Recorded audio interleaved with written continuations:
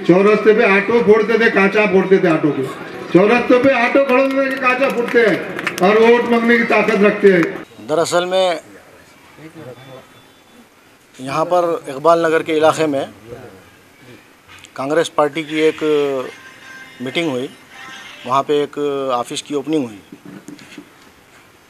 तो मैं तो ऐसा समझ रहा था कि ऐसा इनका जवाब कुछ नहीं देना चाहिए, मैं अपने आप में ऐसा सोच रहा था। लेकिन मुझे ऐसा लगा कि ये कांग्रेस के जो लीडर है, महापौर है, डिप्टी मेयर है, इन लोगों ने मुझे मजबूर कर दिया कि ये जवाब मुखिद ने देना चाहिए।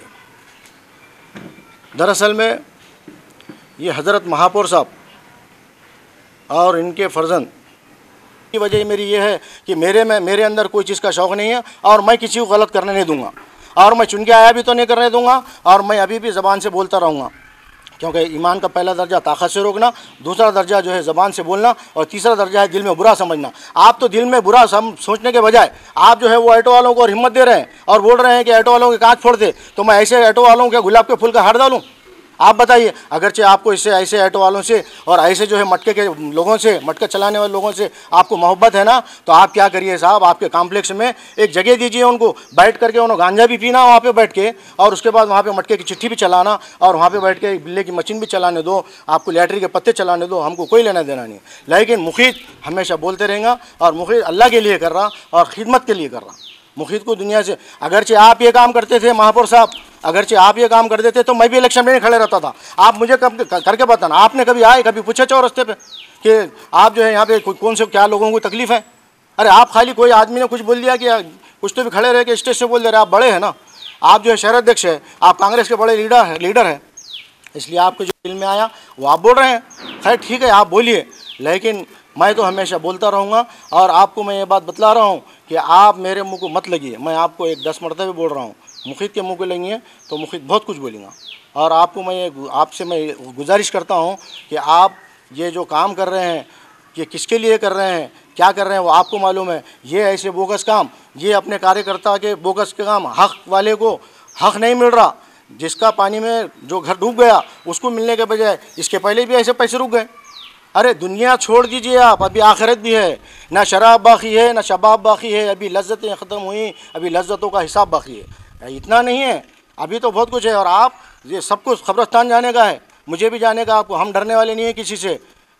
जिसके दिल में मौत का डर, दुनिया की फ़िक्र, वो इंसान डरता है। मुखिद के अंदर कोई चीज़ का डर नहीं है और मुखिद कभी डरने वाला नहीं है, ये ध्यान में रखिए आप। मैंने भी पेपर में पढ़ा, एक जो है एक आदमी ने, एक बच्चे ने, उनका खुद का वार्ड था महापौर साहब का, हज़रत महापौर साहब जो है उन्होंने और उनके डिप्टी मेयर, उन्होंने जो है एक बच्चे को उठा करके कनपट्टी में मार दिया और उसका कान फुट गया। वो बच्चा क्या बोल रहा था, खाली उन्हें भी पूर्वग्रस्त के फ़ोटो उतारा, और फ़ोटो उतार के उन्हें भी अपना जैसा इन्हों कर रहे थे, पूर्वग्रस्त के फ़ोटो डाल रहे थे, तो वो भी बच्चा फ़ोटो उतार के डाला कि भाई मैं भी इलेक्शन में लड़ता हूँ, इलेक्शन कॉन्टेस्ट करता हूँ, उसकी भी ख्वाहिश पैदा हुई। अरे जिस आदमी ने तुम्हारे को, जिस लोगों ने तुम्हारे को जो है महापौर बनाया, विरोधी पक्ष नेता बनाया, 30 साल से उन्होंने, उनके बाप, वो बच्चे के सब तुमको चुन के दे रहे हो।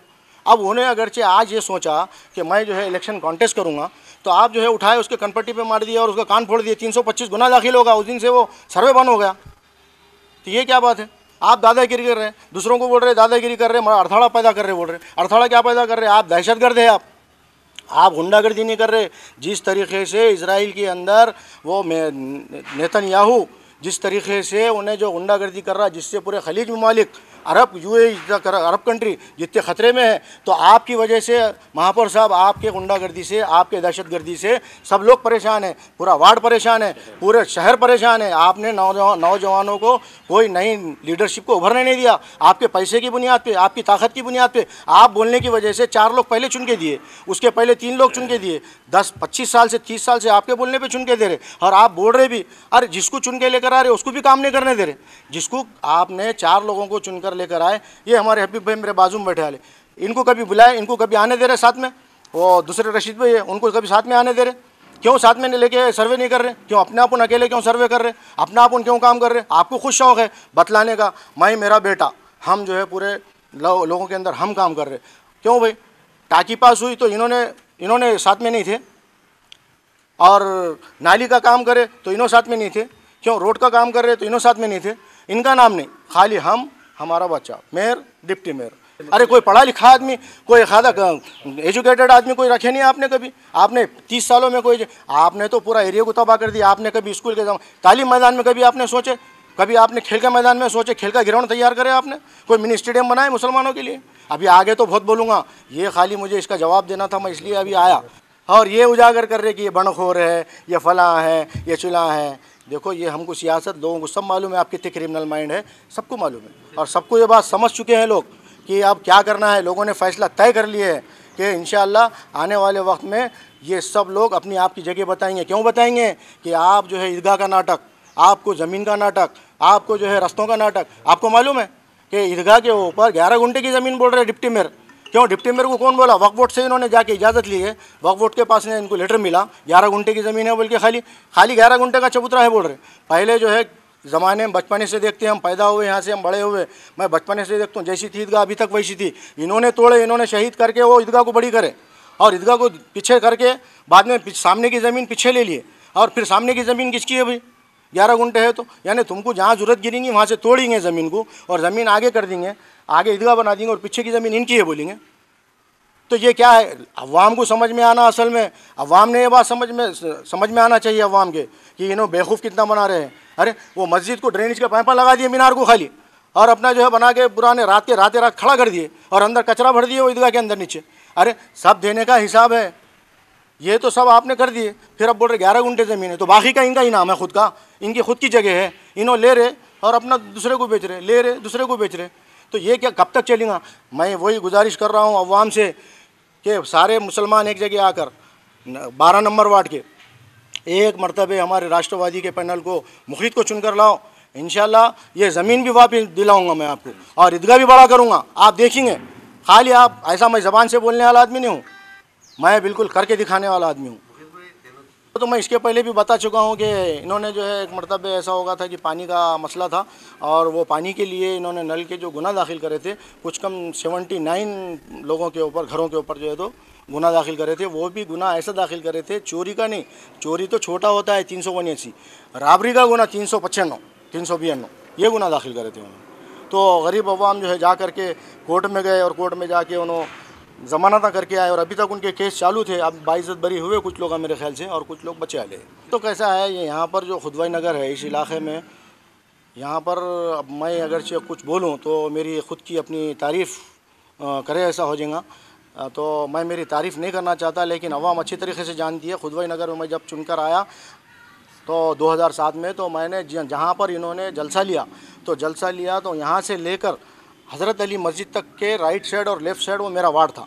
तो मैं ना यहाँ पर ना जो है किसी को मटका चलाने देता था, ना मैं इनको यहाँ पे जुए चलाने देता था, ना मैं यहाँ पे कोई गांजे के पत्ते बेचने देता था, ना मैंने इनको कोई बिल्ले की मशीन लगाने दिया, ना मैं कोई चीज़ बुराई करने नहीं दिया और गुंडागर्दी को भी यहाँ पे ख़त्म किया। और रोड के काम यही नहीं किया, बल्कि साथ साथ मैंने खाली ऐसा नहीं कि भाई इनको रोका, इनके रोकने के अलावा मैंने जो है जितना भी एरिया का काम है, आप राइट में भी देखिए जाते जाते और लेफ़्ट में भी देखिए, दोनों भी रास्ते पे आज भी मेरे ही रोड है, मेरे ही ड्रेन है, आज मैंने ही जो है सीवरेज लाइन डाली वाली है और वही मैं पानी की पाइपलाइन है, वही लाइट है, वही पोल है।